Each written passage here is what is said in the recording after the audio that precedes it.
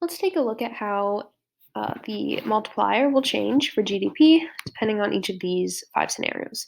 Right, so first let's go over the basic equation for GDP so we can work with it to interpret each of these different problems, right? So we have our GDP, Y, is equal to the aggregate of each of these expenditure categories, right? So we have consumption plus investment plus government spending plus net exports, which is exports X minus imports M.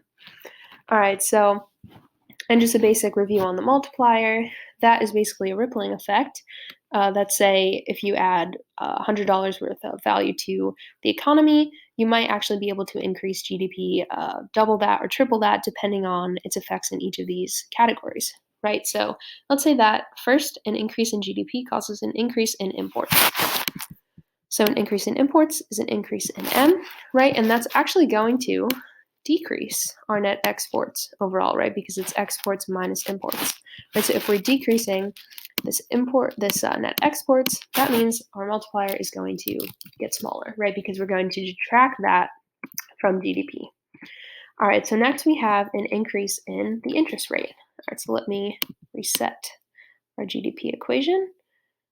All right, so now we have an increase in interest rates, and that is mainly going to affect consumption, right? So consumers have two choices of what to do with their income. They can either save it or spend it, right? Or they could borrow even to spend beyond their means, right? So how does the interest rate affect this? Well, first, the interest rate is going to encourage more people to save, right? Because with this higher interest rate, they're going to get a higher return on their investment, and so they're going to want to save more. And that means they'll spend less, right? The other thing that this affects is the market for money, right? So it's going to increase the cost of borrowing because they're going to have to pay it back at a higher rate, right? So we're overall going to decrease our consumption, and that is going to make our multiplier smaller. It's going to detract from our GDP, right? All right, so now we have an increase in the marginal propensity to consume. That is again going to impact consumption, right? So we're going to increase consumption, right? Because we're spending more of each at each income level that we have, right? So that's what our marginal propensity to consume is. If we're spending more, our consumption is going to increase, and that's going to make our multiplier larger, right? So it's going to have a positive effect on our GDP.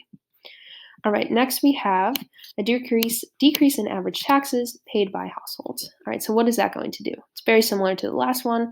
It's going to essentially increase our disposable income since we have to pay less taxes. So we're taking more home of each paycheck.